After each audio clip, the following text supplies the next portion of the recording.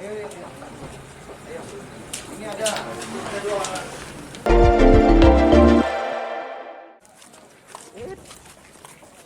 Sebanyak 30 orang laki-laki dan perempuan, serta 2 pasangan bukan suami istri terjaring razia Satpol PP Provinsi Sumsel, di kawasan Dwi Kora dan Trikora Palembang, Kamis, tanggal 14 Februari tahun 2022, dini hari.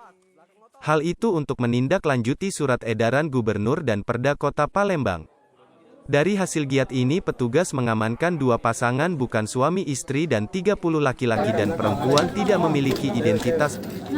Puluhan orang ini terjaring razia di kos-kosan dan juga penginapan yang ada di Jalan Dwi Kora dan Trikora Palembang.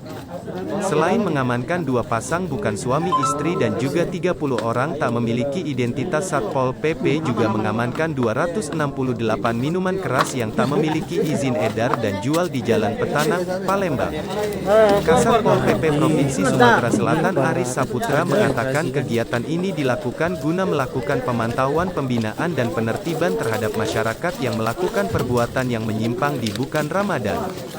Ia mengatakan, saat melakukan giat razia ternyata banyak tempat hiburan malam yang sudah mematuhi aturan atau tutup, namun ada juga yang masih buka. Dirinya berharap untuk memenuhi Perda Kota Palembang, apalagi ini bukan suci Ramadan, saling menghormati umat muslim yang sedang menjalankan ibadah puasa. Laporan wartawan sripoku.com, Andi Wijaya.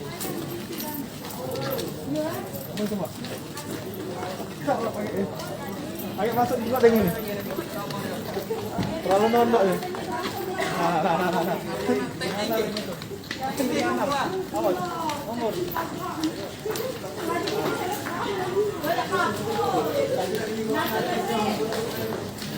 Nah.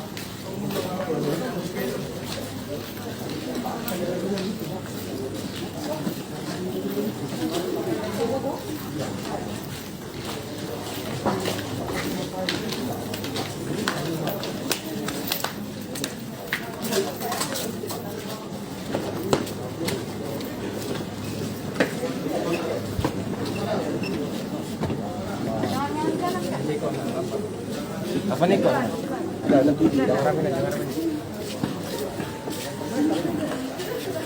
ini pemirsa Sripoku.com, tadi yang baru diangkut di mobil Dalmas itu total ada 9.